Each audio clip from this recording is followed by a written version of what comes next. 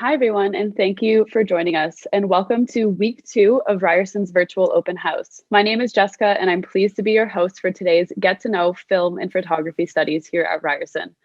Ryerson has shifted to an essential services model to help prevent the spread of the COVID-19 pandemic, which is why we are on your screens with you today and not with you in person. We've put together a series of virtual sessions in order to share information and connect with you from the comforts of your own home or wherever you may be today. Ryerson is working diligently to provide students with fulsome experiences while maintaining the health and safety of our community. And we're really excited to be sharing some of these examples today with you in our presentations. There are many sessions taking place across these 2 weeks, so we do encourage you to visit our website and register for any other sessions that may still be upcoming that are of interest to you. Now, for those of you who maybe weren't able to join us last week, we do have recorded versions of our sessions that will be available on our website at a later date. So feel free to stay tuned for those as well if you happen to miss a session that you weren't able to attend. Now, before we get started, we would like to go through a few Zoom housekeeping tips. We encourage you to ask questions. We have many faculty and staff members here to answer your questions behind the scenes today. To do so, use the Q&A pod at the bottom of your Zoom window. Once you click on it, it'll open up a dialog window, and that is where you can type your questions throughout the presentation and at the very end of the presentation as well. We will leave some time for some live Q&A as well, so if you happen to get a notification that we're going to answer that question live, stay tuned and you'll hear your answer at the very end. If you're having any audio or video issues, feel free to flag that in the Q&A pod as well. And one of our staff members will help troubleshoot to make sure that you're getting the best experience as possible. You can arrange your screen any way that you'd like. You can make things bigger or smaller. It's not going to affect the way we see things. It'll only affect your screen. You'll also see that this presentation is being closed captioned to ensure accessibility. So if you require any closed captioning, please feel free to select that option at the bottom of your Zoom window. Lastly, as you can also see, this session is being recorded and will be available on our website at a later date.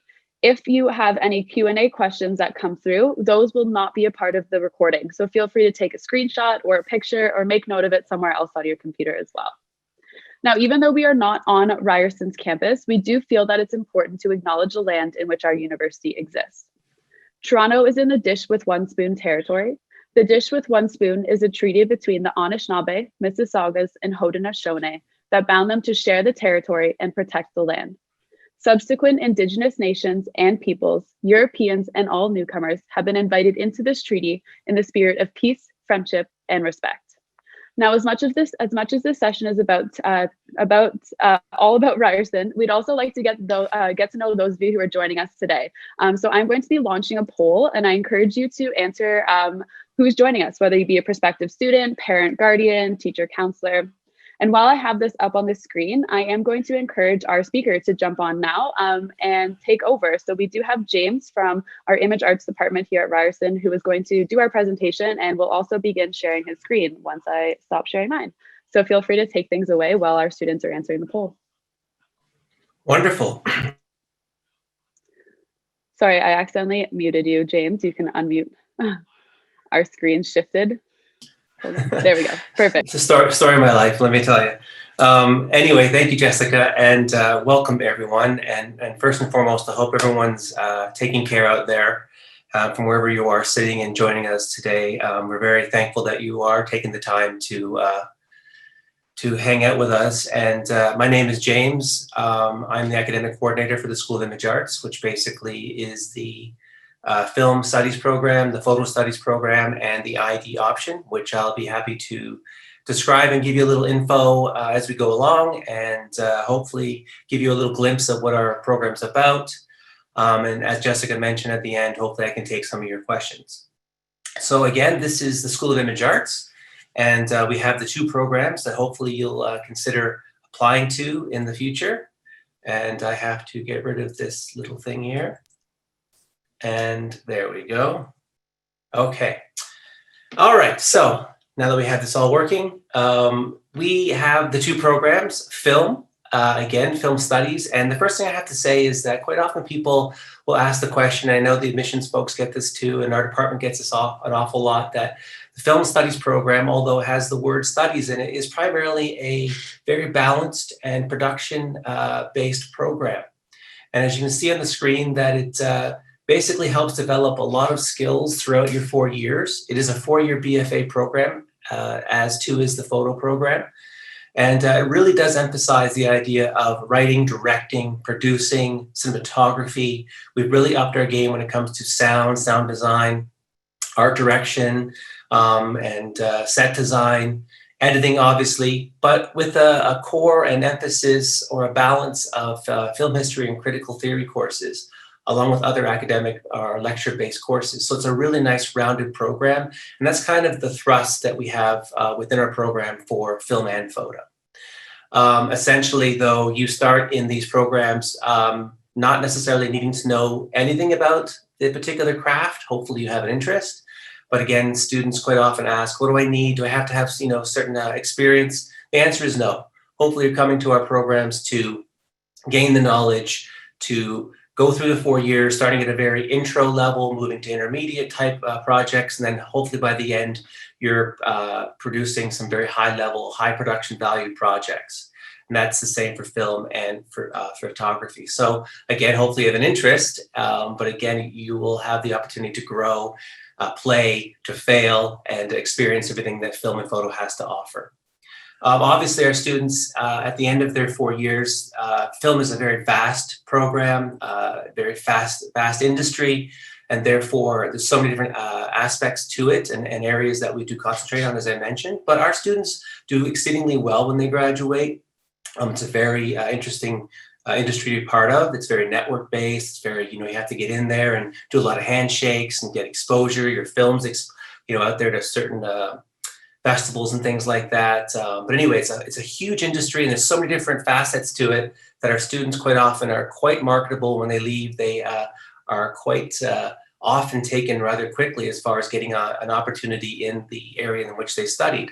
So again, filmmaking, directing, producing, screenwriting, editing. We have a lot of great cinematographers coming out of our program. Advanced editing, obviously, again, and sound design is a big thing. So you'll see that basically as we move through this presentation, you'll see where this comes through. And again, if any of these things are of interest to you, then probably this is the right program. But I want to emphasize that quite often, if you're sitting there and you're thinking, I want to be a director and a producer, which are kind of the two well-known roles in film, that there's much more to the film program than just focusing on one specific area in this particular program. It's so big, and then hopefully the 4 years will help manage that. The difference with the program, primarily to other programs, it is a BFA, so therefore you are hitting the ground running. You will basically, in both film and photo, do what you came for right away. There's no wasting time. There's no foundation year necessarily. If you're there to do film or photography, you'll do it basically in week 1, which is a really nice thing. But at the same time, you have to really be into it in order to want to continue for the 4 years. We feel we want to create masters in this particular craft or these crafts. So that's a little indication of what film is all about. And you'll see here that basically, as I was mentioning, there are so many different areas in film alone. And so quite often in our program, we deal with the pre-production, production, and post-production areas. Obviously writing and storyboarding and the whole idea of concept and design. Then you move more into different things as far as the production aspect, whether it's the working on a sound stage, the actual production part of it, green screening, the actual learning how to be camera operator and things like that. Post-production, which is a really big thing in our program and a big thing right now in Toronto. A lot of high-level productions that you're probably familiar watching get sent to Toronto, do a lot of the post-production. There's a lot of great production houses, post-production houses in Toronto. And that's where a lot of the green screening, the motion graphics, all the visual effects take place. So our students quite often will come into the program with their mindset on one thing, and then they may find out that they're really good at another thing. But again, you'll get kind of all of it in your first couple of years as you move through, and then you'll really kind of create your own niche as you get to third and fourth year. Photography is very much the same. As you know, photography has gone through a huge metamorphosis over the last few years. Our program has not disappointed in that area either. It's kind of followed suit in the sense that quite often people think of photography as just being the still image, putting a black and white photo on the wall, but it's way, way more than that. And we've had to change our way of teaching because the technology's changed so much, as you know. So our students are in photo obviously have a image-based kind of foundation, but again, they move to various things because it's not just still image now, it's audio, it's video. Our students are very good designers. They like to create immersive experiences. They work in graphic design and social media. Then you have the other side of the coin, which is a little bit more to do with curation, museum administration, and things like that, archival and conservation. There's a huge amount of areas in photography as well. And our students will, again, begin doing all the basics, moving through intro to intermediate to, again, high-level works. And that can be everything from dealing with experiential design to, again, having gallery exhibitions, right down to doing more photojournalistic work, graphic design, magazine and book production. Our students basically in photo do it all. But again, it's not just the still image that they deal with now in photo, it's very much the moving. So if this interests you as far as a potential program of choice, it's, again, not just stuck in one spot. It really does evolve. And we've had to do that because the industry has basically said so. So a photo student really becomes quite a multimedia artist in our mind. So again, our students, when they graduate, go into all these different fields. And if, sports or fashion is something that you're interested in, a lot of our photographers in the commercial areas are doing that. Documentary photography, images are everywhere. And quite often when you see photography and you think, okay, just a print on the wall, as I mentioned, it's not really. If you walk through any of your cities that you're in, you look at any material that you're looking at as far as magazines or whatever, it's images are everywhere. And our students now are dealing with much more screen-based environments, so advertising and such. So here in Toronto, we have Yonge Dundas Square, kind of like a little mini Times Square, where images are everywhere. And again, it takes people like you who are in the photo program or the film program to provide that particular those images for those advertisers. So it is everywhere. In our program, again, these are 4-year programs. There's an opportunity in your 3rd year if students are thinking that they might want to go off the beaten path a little bit from their traditional film and traditional photography. There's a thing called the integrated digital option. When I say thing, it's actually courses. It's basically studio lecture courses, but it's a melting pot where film and photo students can kind of converge and meet into one program. And their production courses really have a different flavor. They move more into the whole digital environment. So if you don't want to do the big narrative or fiction project in film, or you don't want to do your exhibition projects in, say, photography, and this is more kind of what you're suited to, in your 3rd year, you can jump off into this particular option. You still are a film and photo student, and you can basically do more projects dealing with, say, animation, motion graphics, multi-channel installation work. We do a lot of image mapping in photography. Students love to project their images on 3D objects or buildings and things like that, as I mentioned. Again, a big thing right now with our program is AR and VR. Augmented reality, virtual reality. In fact, we're trying to create different methods in order to able to demonstrate or teach in lab courses using your tablet and such, so you can actually have an immersive experience. So our students are creating these environments and taking their real photographic and film sensibility and applying it to these particular types of formats or media. So it's a really neat opportunity. So again, you have this opportunity in first 2 years to do what you're rooted in. If you want to jump off in something like this, it's available. So again, 4-year program, BFA, very much hands-on, and you start from a very intro level, working to the very high level. So again, no fear if you're entering our program. What makes our program different? This is a lot of questions that we get as far as, okay, so why choose Image Arts or why choose Ryerson? Again, as I mentioned, we have a very nice balance between production and theory courses. And I'll show you in a second kind of an example of our typical class schedule, but you will have a production course and a technology course basically every term you're in the program. So you're constantly getting the work that you need, the exposure to different genres, different technology. And again, you work from fairly intro cameras, for example, and you move to very high scale kind of a truckload of film equipment in order to do your film project. So the production value of your projects get higher and higher and higher. So again, it would be a very comprehensive program, very applied, just to make sure you know that. One of our nice things is that the production classes are very small. We only take in on average about 90 students per program.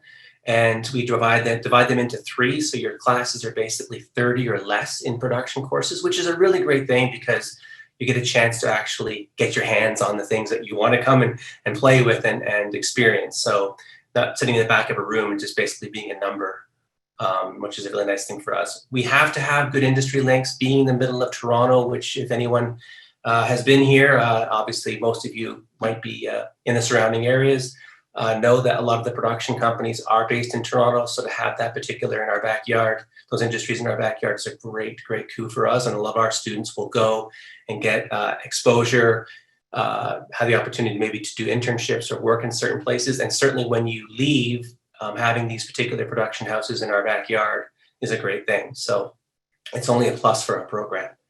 We have a great list of equipment and a cage full of equipment that you'll have access to. So again, we'll talk about a little bit about equipment needs later on, but essentially we have it in Image Arts, and you can pretty well get what you need. We always want more, but again, as you get exposure and clearance on certain packages of equipment, you work through, there's schedules made, and off you go. One advantage that we have is we have primarily our own space. So we have a very large photo studio, nice size soundstage and mixing theater. I'll show some images of the building in a minute so you can see what I'm talking about. And again, although we are a program that is 4 years, very comprehensive, again, trying to create the master in your craft, we do want to have students have the depth and breadth. So there's many electives that you can choose from in your program, in this program, and they can be from other faculty communication design areas, like whether it's creative industries, RTA, fashion, journalism, whatever it may be. You can take courses outside film and photography, or again, you can concentrate and saturate your studies more on the film and photo side too, but again, you have both options, which is a great thing. I mentioned GTA location, and for us being in this particular area, it's in film and photo, it's a real advantage for us. And because of that, again, networking and location and the reputation that we have in the program, the career opportunities are pretty good for our students when they first leave. Again, it's not handed to you, you have to work hard, but essentially, if you're good at your craft and you want to work in the industry, the opportunity usually is there. Film right now is, again, although it's taking a little bit of a hit as far as COVID is concerned, has always been a very healthy industry, certainly in Toronto. So I'm not too worried about students when they leave here to have an opportunity to present themselves to them. So it's a great thing if you want to work hard and get at it, and chances are it'll be there for you. This is exactly what I was mentioning before as far as our typical class schedule. This is the second year version for both film and photo. You'll see that basically what I'm focusing on here is the balance between the courses. So you have a bunch of required courses there, some theoretical in nature and some others in production in nature, which I said before that we have one every single year. So you're definitely learning a lot as far as the production side and technology side of these two programs. And then you do have the core going with the history, the theoretical courses, and the academic type courses that will help influence what you're doing in your production courses. They really go hand in hand. And the nice thing about it is if you are coming to study film or photo, quite often it's nice to at least have your lecture courses or your theory courses to be exactly about what you came for. So it's about film or a photo. So it's a really immersive kind of feel that you get there. And again, there's electives that I mentioned. Some are theory-based, some are lab-based, and they can be kind of rooted in the program or they can go outside, which is really, really great for our students. And they're taking a lot more advantage of it over the years. Okay, so we have, again, to kind of propel from that, the school does, Ryerson's been great over the last few years to create all these minors for students, and they're very popular for us, for our image art students. So students coming into film or photo can say, okay, listen, I want to do film as my major or photo as my major, but I do want to take a set of courses that might be outside that particular area of study. So here's an example of Ryerson's lovely minors, and they change and grow as years go by. And some might be suited for our students, some may not, but again, any of these are available to you if you have that particular inclination to do these courses. Our students just recently, and again, they've launched into these courses as early as first year, kind of as kind of their foundation, but you can begin this probably as late as maybe second. Some try to do it a little later, but it's good to kind of get the ball rolling earlier. And a lot of our students tend to gravitate to more these types of ones. So communication design, which again is more FCAD courses. Film students like to take English minors to help develop their writing ability. Events and live entertainment management minor is a big one for photo and film. Multiple, like French minors, great. Students tend to like the language courses. Law minor is a funny one because, again, a lot of our film students want to learn more of the entertainment law side of things. It's interesting to see the way of thinking that they're going. Marketing, obviously, is a big one for our students. They have the skills, the talents, but they have to figure out how to market themselves in order to make it work, which is obvious. New study, a lot of our photography students like the journalistic side of things. And again, professional communication, something that I should probably take to help with this presentation, but it's a very popular one. But again, they're all there available to you. And if you're interested in doing it, there's no one saying you have to, but it's a lovely opportunity to have that on your transcript when you graduate. I just used the word lovely. We have exchange opportunities in the school too. They primarily happen in third year for our students in the winter term. Again, the landscape has changed right now, but it's interesting. We even have virtual exchanges happening.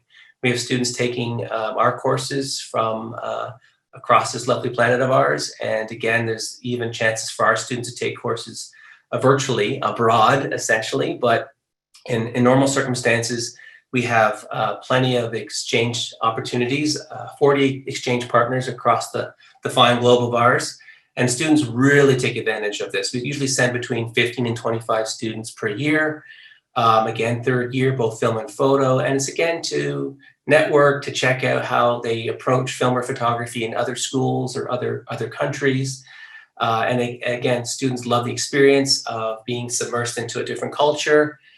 So it's a great opportunity for our students. And when they come back, they love it and they get re-energized. And again, sometimes the landscape, just being a different place, can help you motivate or influence what you're shooting, what you're doing, people you network with, friends you gain. It's a fantastic thing. So a lot of our students will take this opportunity when they're in third year.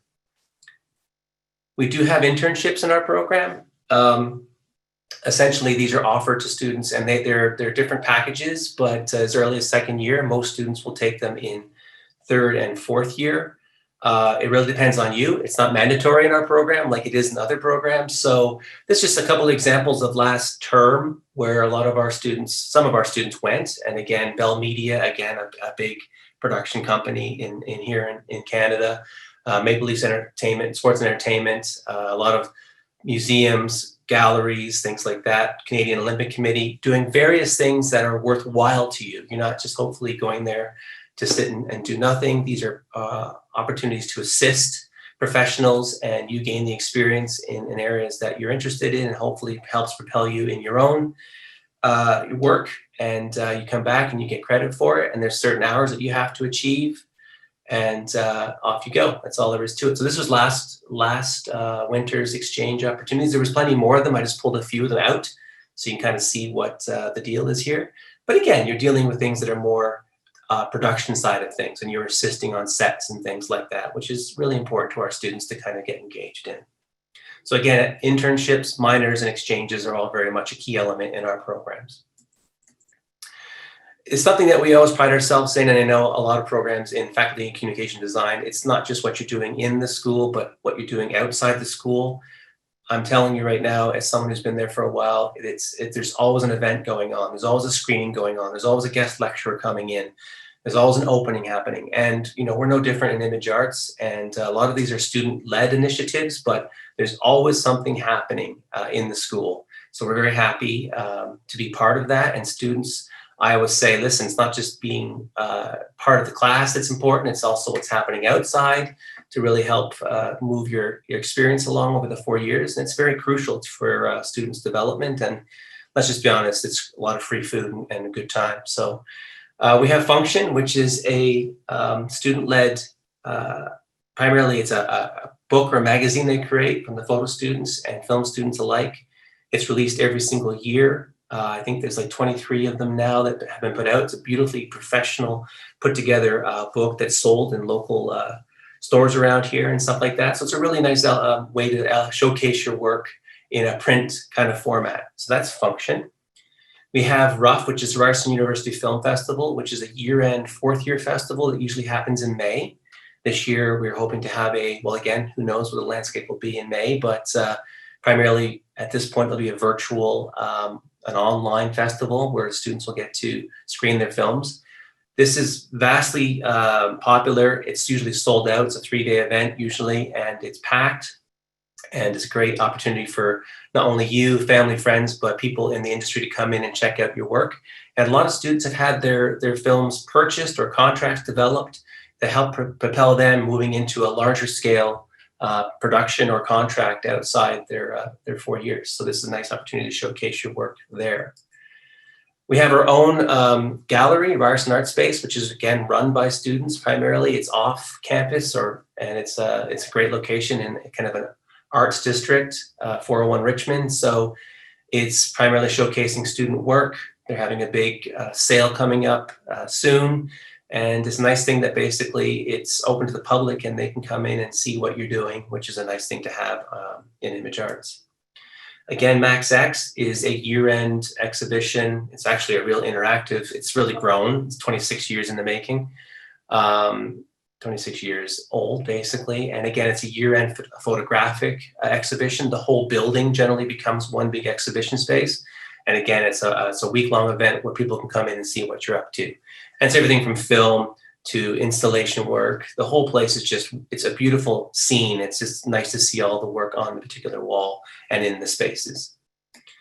RADS is used to be primarily a print magazine that was from interior design, fashion, and photography. It's that and more now. Obviously, it's got a huge social media aspect to it, or a e-zine or electronic side of things. But again, opportunities for photography students to interact with other departments, other students to create amazing artwork.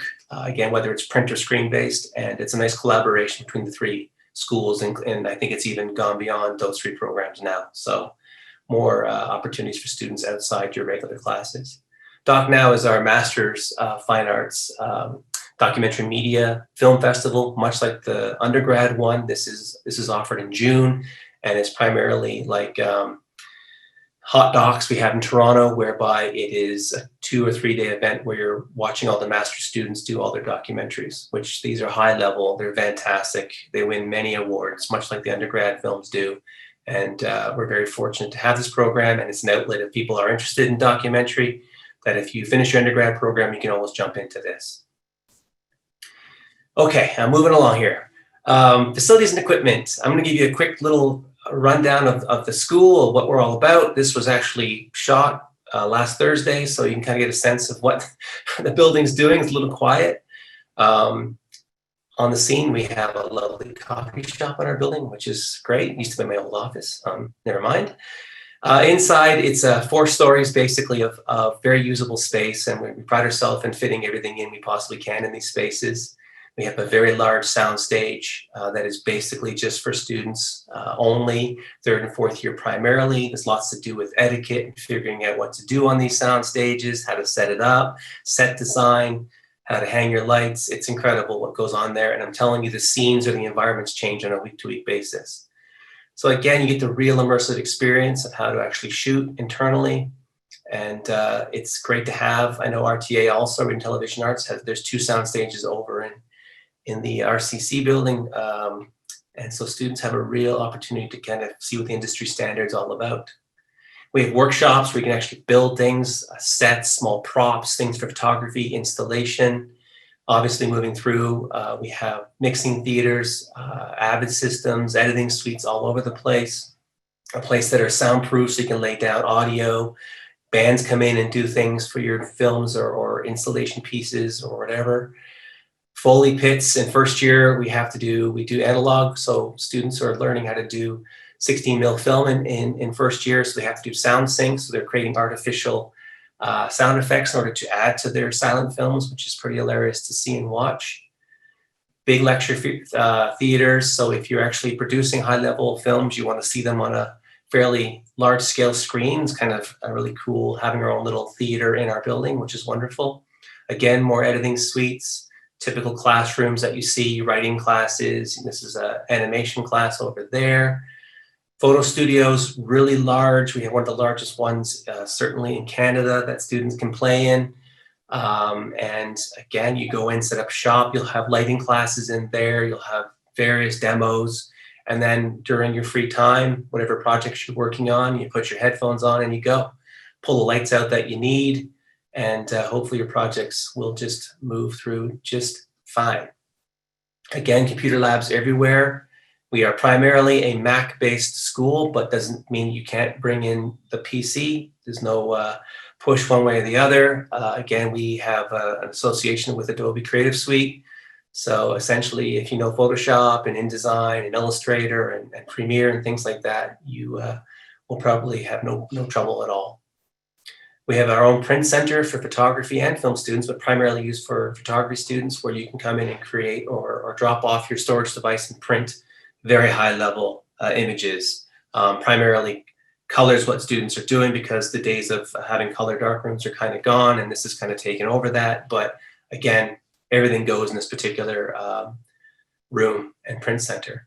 We have a kind of really cool workshop that was opened last year called Open Space, where you can come in and create a lot of interesting things. There's a technician on call, and he helps you with whatever you can kind of conjure up. They'll help put it together for you. So you see a lot of installations, small sets, it's really interesting what you see getting produced in there. It's used for research also, and to have certain classrooms, global classrooms that you will sit in there and you'll deal with students from across the pond somewhere, another university. Maybe you're having interactions with, for example, Bournemouth or another university that you can basically share your experiences with. Down in the basement, we have other grad labs and such, where a lot of the archival stuff is taking place. We have dark rooms, obviously, that are high level for students to go in and play and do different historical processes. We have an equipment cage that, like I said before, you can come in and get whatever equipment you may need, and off you go based on what clearance you have. We pride ourselves primarily on buying, for those who are interested in photography, Canon and Nikon lenses. We don't spend too much time on the bodies themselves, but because lenses are very expensive, we tend to go hard on those and have a wide array of different ones you can just book out. We have a great staff, including students, that will help work with you. Things break, then obviously they're to help fix it. But it's called the equipment cage, and this is kind of like a library system where you come down and get your equipment, and again, off you go. A lot of student spaces that you can come in and just slap your work up, look at things. I'm not sure what that gentleman's doing on the right hand side there. Clearly, it's a floor exhibition, but who knows? But again, it's a great place just to hang out and to talk to other students about what's going on, and hopefully making your stay enjoyable. This is undergraduate photo lab. Again, it's a gang dark room. It's brand new. You can come in, and again, if you're interested in doing more of the print-based or fiber-based kind of printing, then this is kind of what you're after. And it's some students we have to pry them out of there because they love it so much.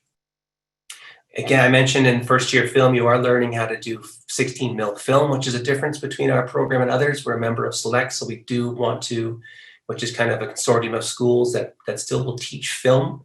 And we think it's important in both film and photo to kind of know where film and photo was, where it is, and where it's going as far as technology. And it's a really interesting way of doing things, because it shows or illustrates students to be really methodical with their shooting, their lighting, to slow down, and then go from there. And then once you kind of get past first year, both in film and photo, you move more into the kind of contemporary technologies out there that at our disposal.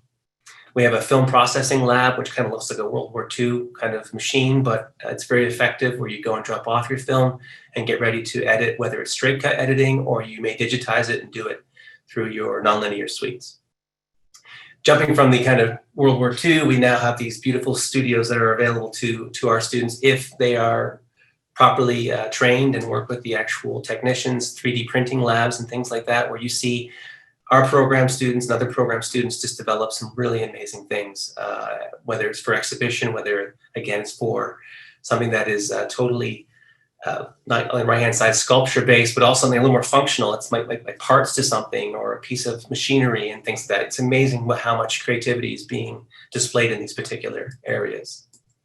And then also in our building, in case you've not been there, or one day when you do visit, we have the Ryerson Image Center, which is our roommate essentially, which is a high-end professional international gallery that has 3 lovely galleries, amazing galleries in there that will show professionals at the same time as showing student work, and they change usually 3 times a year. So again, it's great to collaborate with them, to go in and see the exhibitions, to see potentially or have the opportunity to have your work presented in there at the same time as other industry professionals.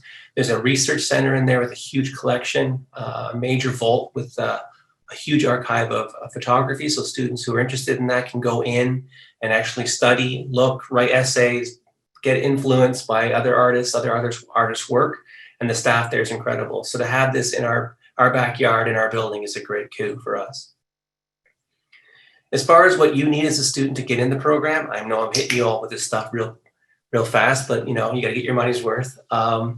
I would suggest you don't need too much at all at this point. I think you want to focus on trying to get into the program if it interests you, and then once you get in, a lot of material lists are provided. But generally, our students will come in obviously with a laptop. If you're interested in photography, hopefully you have a camera beyond just your phone and things like that. But what you don't have, no big deal. A lot of it is in the equipment cage. A lot of it you may want to invest in as you get through your 4 years. But at this point, it's just the basics that you want to have. And then as you go through the months and years, it all starts coming very apparent what you may need for yourself, or what you simply want to rent or borrow from the school. So I would not necessarily worry about what you have or what you need at this point before you get in. Speaking of that, how do I get in? And this is what people generally are here for. So essentially, admissions, this is all posted obviously on the Ryerson website under the apply section, but this stuff is pretty well on you. I can't help you, and the requirements vary from country to country, obviously from province or state to state. But essentially, you're looking in Ontario, you have to have an average of 70 or higher to be qualified. And for us, we need to have the English U/M or U course, the university level, basically English is one of our 6 courses that you need to get in. And then from there, essentially you have a few things that you must go through. The deadline for equal consideration is February 1st. And that way you have plenty of time. Our portfolio guidelines are currently up on the admissions page, so you can check them out if you're interested and begin working on them. But primarily, step 1 is submit your application. It's all very, very much easy and spoon-fed to you as far as how you do it. Then you upload all your required documents, including the portfolio. It gets reviewed, and then hopefully in the next the coming weeks or months, you'll get a positive response from us, and off we go. So that's the first part that you have to consider, which is making sure your transcripts and all your documentation as far as application is all put to bed, and everything that the admissions department needs is there. And then basically you move on to us, which is the lovely portfolio. The portfolio in photography hasn't changed too much over the years, last couple of years anyway. And essentially it's comprised of 4 things. And my first hint to all of you, or word of advice to all of you, is if you see that they want 4 things in either film or photo or 3 things, whatever it is, then simply just do that. If you follow the guidelines to the best of your ability, the review committee, which is the faculty, will already love you. You can actually demonstrate that you can follow the guidelines, which sounds silly because we get various things quite often. People will say, well, I think they want this, but I really think they want this. And to be honest with you, it's just about following the guidelines and doing your best within those 4 components or 3 components that they're asking you for. So in photography, obviously, 6 images based on a theme. It can be anything that you basically want, but has to have some kind of synchronicity to it, it's tied together. We're not worried about what you're shooting it on, whether it's black and white, your technical ability. This goes for both film and photo. It's just basically something that you can demonstrate your creativity. Okay, so 6 images based on a theme, and if you want to have descriptions, that's totally fine as well. Then 6 of your best. Okay, so basically whatever you think you have in your portfolio that you want to show us, to show you off, then go for it. And that doesn't just have to be imagery, it can be video, painting, it can be website stuff. So Again, follow the guidelines as clear as you possibly can, but do not worry so much with the technology. Worry a little more about bringing your personality to light and the creativity, okay, that side. Written statement is important, so you'll basically go to a particular gallery or website and you'll pick an image or artist and write about them, and basically explaining how the image or artist may influence you and why. Pretty standard stuff. And then the resume, don't get too worked up about this. You don't need to have worked with Steven Spielberg or Tarantino or Annie Leibovitz or someone like that. It's just basically a 2-page little profile of who you are, because we do not have interviews in our program. So again, just a little 2-page profile and showing off what you're interested in, where you're from, what you're doing, things like that. But again, it's not a make or break, but do not forget to include it.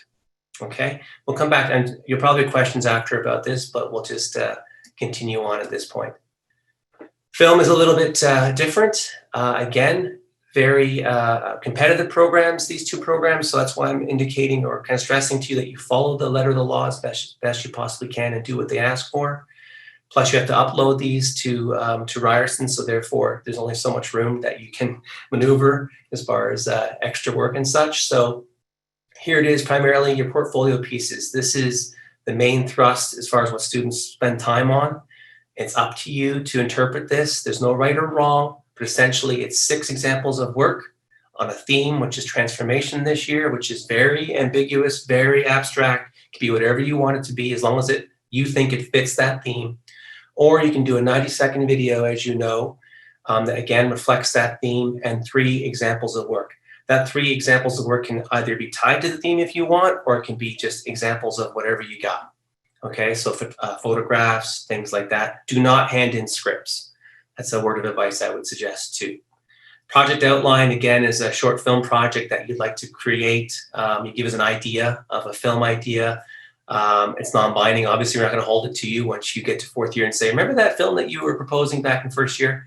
Nothing like that. It's just, give us a shot at what you're thinking. A small little summation of a film you'd like to create one day, and maybe the role that you see yourself participating in, like directing it, writing it, being the editor, things like that. Again, non-binding, just to see what your thoughts are. Written statement is a classic kind of university question of, a single film or a filmmaker that influences you and why. Again, emphasis on probably trying to stay away from non-mainstream films would be a bit of advice, so you might come off being a little more unique. So take an interest in this one and see if you can kind of pick something that's maybe a little off the beaten path that you can write about. And lastly, again, like I mentioned with photography, is the resume, which again is just a 2-page profile of you. Okay, so that's that as far as the portfolios are concerned. Generally speaking, you're using PDF formats and uploading videos to Vimeo. And that is it. We go and review and get back to you once it's all done. And hopefully everything is okay. If you'd like to see work, I'm trying to move along here as fast as I can. I'm almost finished, folks. Kind of get an example of what our students are doing. I encourage you to get your phones out right now, take a picture of this screen. Obviously, this is being recorded too, but have a little photographic opportunity of the websites here, and therefore you can come back later and have a look to see what our students are up to. And this is from everything from film to photo to master's programs. So it's a good indication of what our gang is all doing in the school over the 4 years. So I'll leave that on there for 2 more seconds, and then we'll move ahead. And then this is a rather large one. And what I've done is taken this exact same slide or slide deck here and put it on our website. And you'll see at the bottom, basically, it's in the future students area under IMA grads. And these are all links to some of our recent grads, some of our not so recent grads. You'll get a real sense of what they're doing, whether it's their own production companies, whether they're doing freelance photography, whether they're doing amazing commercial work, whether they're doing more things that are tied to technology, the film festivals they're in, what awards they've won. You'll get a real sense of the mix of what our students are doing here. And this is both film and photo. So I encourage you to either take a picture of this or to simply go to the website, Image Arts, and check out future students, and you'll see a link there, IMA grads, and you can spend a good while looking at what our students are doing. And this changes every single year. It's amazing just what our students are out there and up to. Obviously, if you have questions beyond today, we're happy to answer them as best we possibly can. We are, again, have quite a few that pop through the old internet machine. So we'll get back to you as fast as we possibly can. And I encourage you to keep up with our website and our social media, because again, our team at Image Arts are always putting up events or making people aware of what's going on in this culture of ours. And so I encourage you to check it out for sure. And now, thank God, I speak too much and they're all probably shaking their heads behind the scenes here. But Jessica, I throw it back to you. And thank you everyone very much for dealing with that 45 minutes. And I'm happy to take your questions now. Awesome. Thanks so much. We're definitely not shaking our heads because there's always something to learn about. So thanks so much for all that content. So we do have some questions set aside for you. How about let's start with some of the portfolio questions, since this is fresh on everyone's mind. So there's been a few questions about the 3 pieces of visual work. So let's start with the first question of, do the 3 examples of any visual work options as stated above for film studies portfolio also have to correspond with the theme of transformation, or can they be anything? They can be anything. That's a good question. We went through that last year because that was kind of the first time that they kind of tied in the slideshow option and the actual video option. So I would suggest that if they do the video, of the 3 pieces can be whatever they want. Perfect. Thanks so much for clarifying. Now for our film piece required for the portfolio, for any music that's included in the background, does this have to be copyright royalty-free music? Well, you're under the basically of what Vimeo will accept. So I would suggest you try to have royalty-free or free use material if you can, both for the slideshow and for the video. But again, you're bound by what Vimeo will accept. So you got to be careful of what their copyright rules will be, and you don't want your video to be pulled down at any point. So always best to go with the safe side if possible.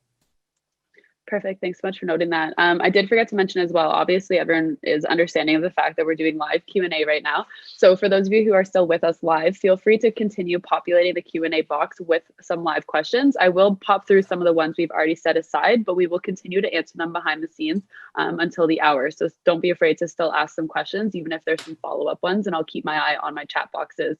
Now, going back to some of the questions here, do you have to give your portfolio in at the same time that you are applying, or is there a different deadline? Generally speaking, again, you have up until February 1st for equal consideration, but depending on when you apply, I believe admissions can correct me if I'm wrong, but you have 10 business days after you apply to get your portfolio or documentation in.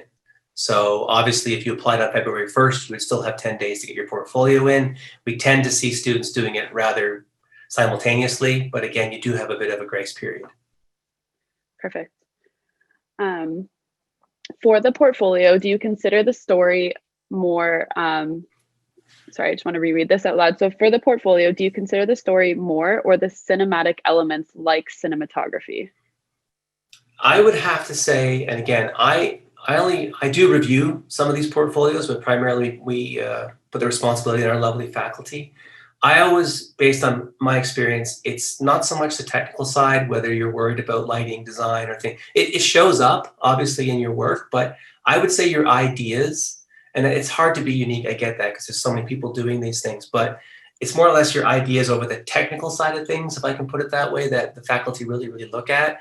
And hopefully, if you have it, that's great, but they're there to develop those things when you get into the program. And if I can just jump in real quick, because I didn't mention it, one thing I want to stress with film is that these 4 parts are very important. The resume I get is not as big deal, but the project outline and the written statement, the actual emphasis and the score, if I can give it that out of the portfolio mark, is equal to the video.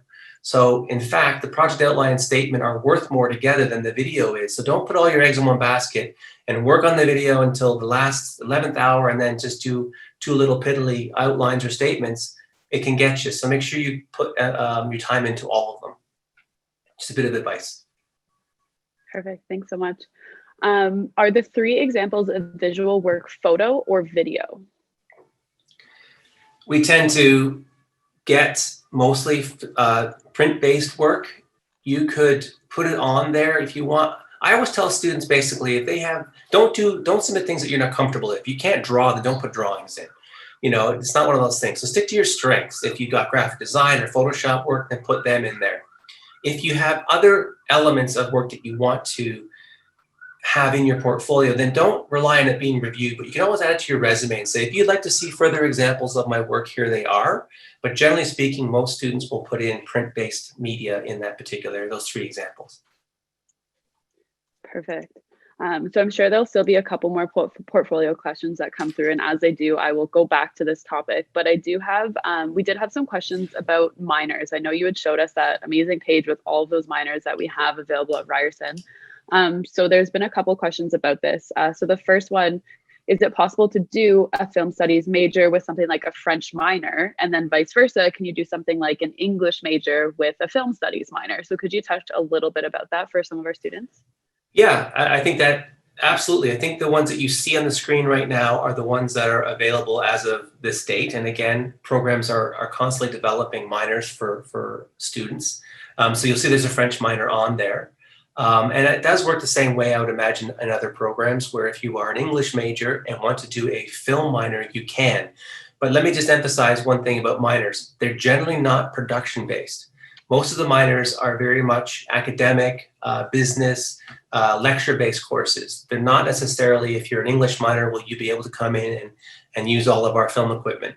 That's not really how it works. So if you are a film major, obviously you can do that and then take your English or French minor at the same time, because they don't have any real technical reliance in those programs.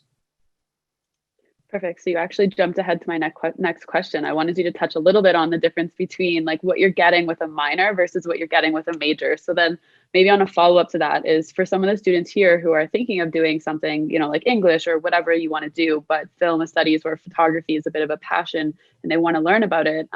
What are they really going to get from that minor? Well, a minor is just that, you know what I mean? It's something that kind of augments and really kind of supports your 4 years of studies in a secondary way. So again, if you're doing a film major, then you're going to have a real immersive 4 years of that particular area. A French or any of these minors that you see are generally 6 to 8 courses that you'd have to take over your 4 years. So you can see that you're not really delving really into them that much, with the exception of, again, it's literally in the title, it's a minor. It's complementing what you're doing in your major.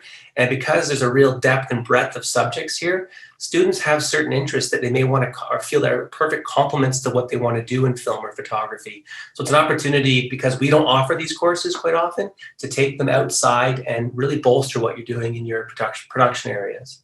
So again, it's 6 to 8 courses there, nothing really to do with your major, but really help augment your studies. Perfect. Thanks so much. So I'm going backwards a little bit here. Portfolio question follow-up. Can we use Beautiful. a monologue? Can we use a monologue voice over that is not our own for our film if proper credits are given? Absolutely, and that is key. And whoever, that's a great question. All I can say, if you're worried about anything, make sure you give credit where credit's due. If you're worried about royalties and fees, whatever it is, as long as you give credit, and this is a big thing when it comes to film and photography, if it's not your work, make sure you tell the audience that it's not your work. So yes, if you want to use a monologue or voiceover, that's totally fine. Again, it's original material, but you may want to give credit where credit's due as a footnote at the end of your video for sure. Awesome. Thanks so much. Great question. Yeah. So we had a few questions, and I know you answered it when you talked a little bit about some of the facilities we have on our campus, including things like the Black Room and like, you know, all that stuff.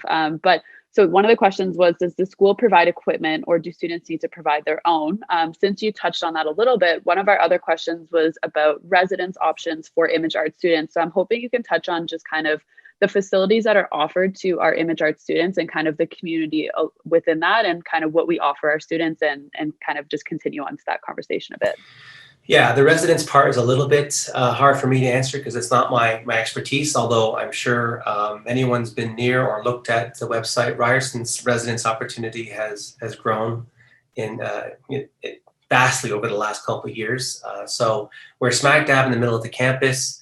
Again, we have our own building, which is an advantage to us. As far as equipment's concerned, like I mentioned earlier, you don't have to have any.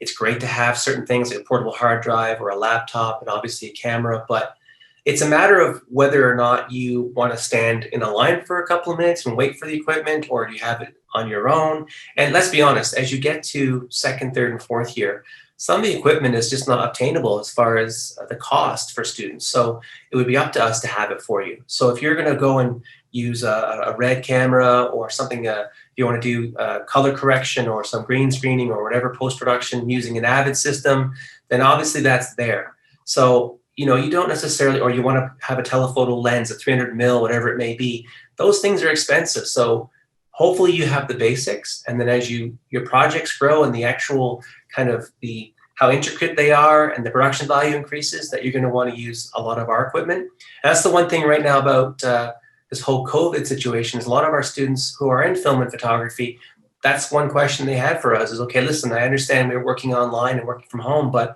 can we have access to certain things? And we really worked hard to allow students to have access to a lot of our equipment during these 2 terms. So a lot of it is there, and you'll see you get clearance and workshops on certain things, even clearance on certain rooms and facilities. And as you go through your first and second year, by the time you're done second year, you basically have the rule of the roost, as it were. Awesome. I do have a follow-up question. I have noticed a few people who are asking in this room, in the Q&A pod, about where you can find this recording afterwards. It will be available on our website. Our team behind the scenes will be able to pass along a link to you as well. But worst case, if you do have to pop off and your question hasn't been answered, feel free to Google Ryerson at home, and there'll be a list of all of our previous events from Virtual Open House as well as upcoming events. So definitely check that website out. Now, a follow-up back to this question was, we did have a question about how COVID has affected the programs when it comes to things like lighting classes and studio use. I'm not really sure if there's a right answer to this at this very moment, because we've only been through 1 semester, but can you just touch a little bit about how we've been helping our students during this time still? It's a great question, and I have to applaud the way Ryerson's approached a lot of this. As you know, we had to shut down our programs basically mid-March, so we had a bit of a jump and had to react to that as far as moving everything online. And in FCAD, as you know, Faculty Communication Design, a lot of these programs are production-based programs. They're very applied in nature, so how do you do that looking at a screen? I must say that our faculty have done very, very well, some better than others. Lecture courses have never really been an issue because it evolves to a very nice kind of, it's very natural for our teachers to work this way. It comes down to the production courses. And we've, based on students' requests, one thing is the equipment, obviously, which I mentioned. So we've had a fairly rigorous schedule in place for students in first, second, third, and fourth year to come in and collect certain equipment based on projects. We're very much about protocols. The building obviously is shut down, but there's about a 25% element of our current courses where students will still come in and do some of those production demonstrations or get equipment. So it's about 25% right now, and that could vary. That could stop, who knows, when it comes to the winter, but we understand the applied nature of these programs, and we've done our best to complement the online screen-based environment with having some hands-on and literally getting your hands on equipment to go and do projects. Film is a very funny one because it's based on crews and large-scale things, so the nature has changed, but we're following industry. How industries change protocols. There's even new positions created as far as set etiquette and safety protocol officers. So it's funny how these things are all happening, and we're no different. We're trying to keep up with the Joneses as far as what we're doing. That can change on a dime, but in some cases, like real quickly in photography, for example, when you're learning workflow or Photoshop's techniques and things like that, it's almost easier for our faculty to sit there and share screens and go through your work and provide tips and particular levels of education that way. It's been pretty awesome. We'd like to be back in the program. We'd like to be back in our building, of course, but we've done pretty well. For sure. That's really great to hear that we're still there for our students, and that, yeah, just echoing that, Ryerson has done an amazing job trying to give our students the best experience as possible given the situation. I think that's a great way to kind of end things off. Give our students that feeling of, you know what, you will be taken care of once you become a student of ours. So I'd like to thank everyone who joined us today for coming to this presentation, asking some really great questions, and hopefully getting a lot of those answers that you were looking for. What's going to be happening right now is we're about 1 minute to the hour. I know that we have a lot of sessions coming up today. So for those of you who have to take off, thank you so much for joining us. For those of you who still have a question open in the Q&A pod, we will continue to answer these questions until all of them have been answered. So feel free to keep your eye on that until then. And thank you so much again for joining us. We hope that you learned a little bit about our university, and we're hopeful that we will see you again in future. So on behalf of Ryerson University, we hope that all of you are staying safe and healthy, and again, hope to see you again soon. Have a great day. Thank you, everyone. Thank you.